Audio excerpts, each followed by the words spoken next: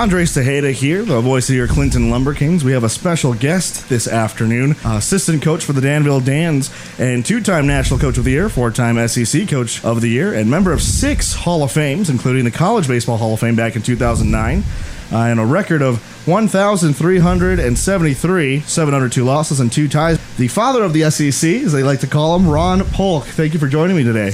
My pleasure. So, Ron, let's take a look back at your career. You know, you've been coaching with Mississippi State for a while. You also have a couple other notable teams. How did you get started?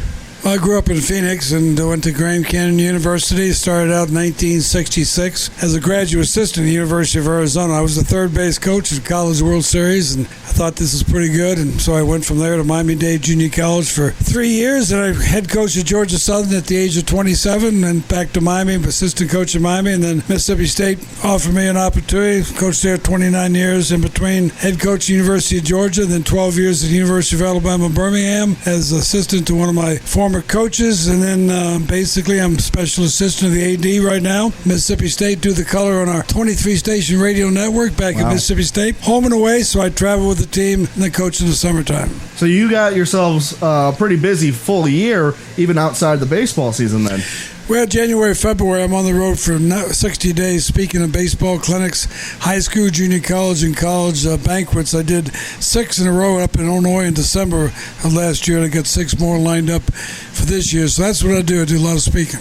How do you find yourself out here in the Prospect League, and why dedicate your summers to these college guys out here? Well, I did 9 in the Cape, which is where the premier players play. And then Jeannie Cook, the general manager for the Danville Dans, took 72 of my Mississippi State players over the years that I was at Mississippi State, mainly the backup guys that needed to play. She and the people in Danville treated them so well. I told Jeannie before I retired from coaching in the summer, I'd like to give you a year. I did last year, and we had a great summer. I decided to come back for one more year, and so that's where I'm at. What are some of the things that you think the Prospect League is doing well? Obviously, you've coached college baseball for a number of years. What is the one thing that the Prospect League, in your eyes, is doing right for these young ball players? Well, it gives them the guys that don't have, JC guys, maybe back up in D1, an opportunity to play 58 ball games against decent competition. In the Cape Cod League, there's very few JUCO players, very few guys that aren't starters at D1 schools. So it's a completely different level, but I think the Prospect League holds himself favorably with most of the other college leagues in the country. I'm not familiar with any of them other than the Cape and the Prospect League, but it used to be only 5 or 6 summer leagues. Now there's over 40. So some of them are just basically really backup guys, but this league's not too bad, pretty competitive. Yeah.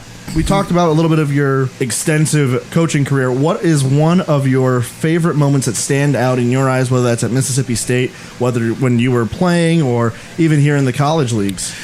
Well, I also did 7 tours with the national team, 2-time head coach of the Pan Am teams, 2 Olympics out in Seoul, South Korea, and Atlanta. And so I think probably the more enjoyable thing is traveling with the best college baseball players in the country. In '88, we were on the road for 5.5 months all over the world. And in '95, '96, we held the ball club together. And I got to coach future major leaguers. Scott Service, the manager of Seattle, was our catcher in the '88 team. A.J. Hinch and Mark Kotze. A.J. is the manager of the Tigers, and Mark's the manager of Oakland. They were with me from 95 to 96 all summer. And then Buck Showalter, the manager of the Mets. There you go, played for me at Mississippi State. And then Kevin Cash, the manager of Tampa Bay, his dad played for me at Georgia Southern. So when you coach 57 years of college baseball players, you're around a lot of people. Oh, yeah, I can imagine. From what I've seen, you've gotten hundreds of, if not thousands, of college guys. When you mentioned a couple of guys who made it to the majors, what made those guys so different, and what are some of those things that you're trying to implement in the college guys here? Obviously, not everyone coming through is going to be the big leaguer, but obviously you can share that wisdom with them.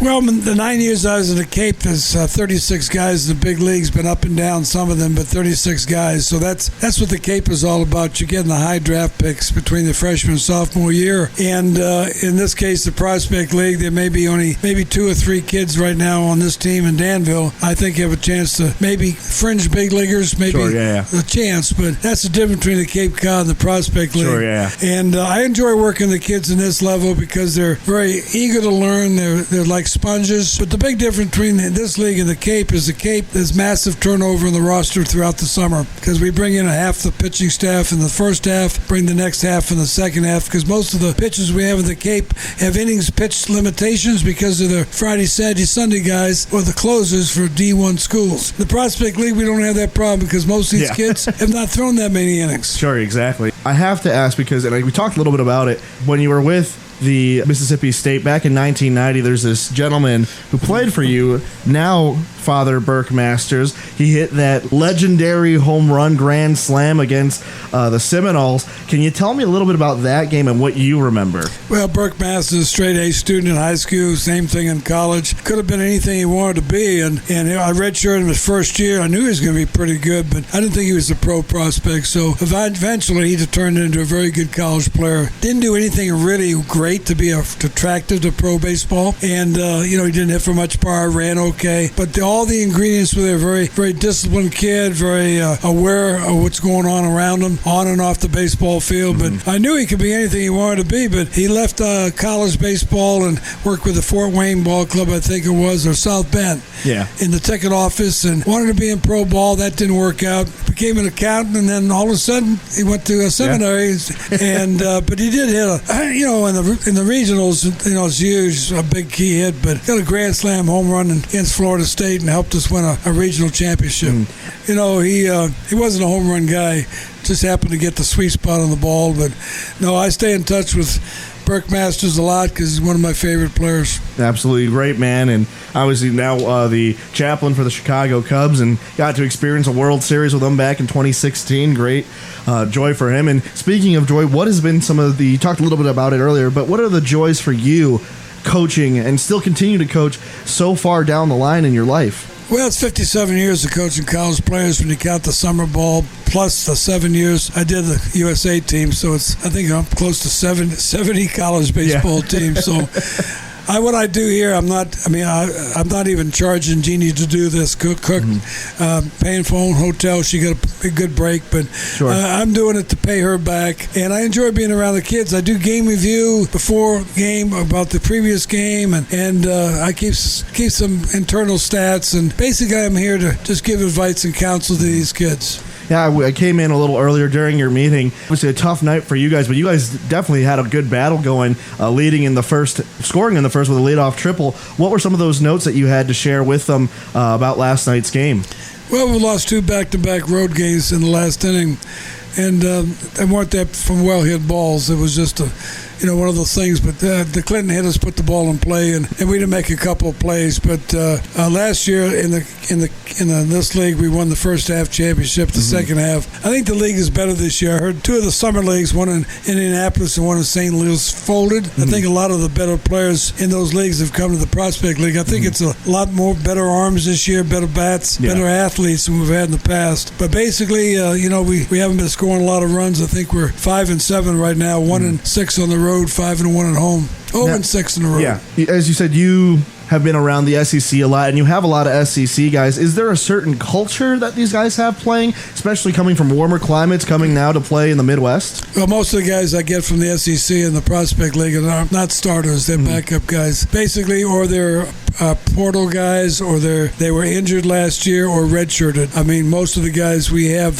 the better pitchers, the better position players will gravitate to the Cape Cod League. That's the league. Facilities are very average. High school, the weather's outstanding. Why is it so big? Because tradition, agents, scouts, atmosphere.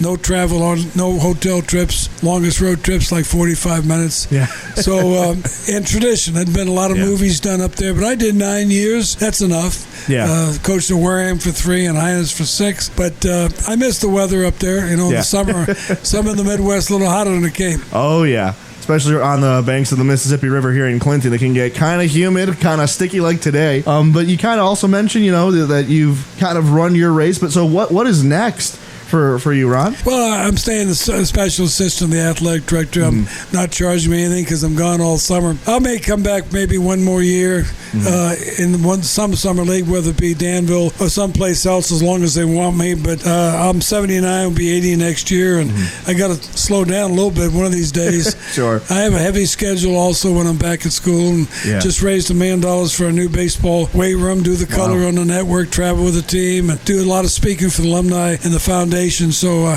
I stay busy. Sure, absolutely. Now, you are one of the few people I've met that actually has a stadium named after them. What was that like for you to find out that you have a stadium with your name on it? Well, I got a statue also, so outside the stadium. I got a stadium named after me. The Ron Polk Ring of Honor is named after me, and now a statue. So the president was at the statue ceremony and said, hey, well, maybe not too long before we're not Polk University. Yeah. Did they get your good side for the statue? That made you look good? I'm 8 feet tall. There you go. 5'7.5" to 8 feet tall. But it's we draw great crowds there. In fact, we're sold out at the stadium. We'll end up taking in $5.5 million at the gate every year. There you go. Well, Ron, thank you so much for joining me for a quick interview. Really appreciate your time. Good questions. All right. Well, thank you again, Ron, for joining us, and good luck tonight. Thank you.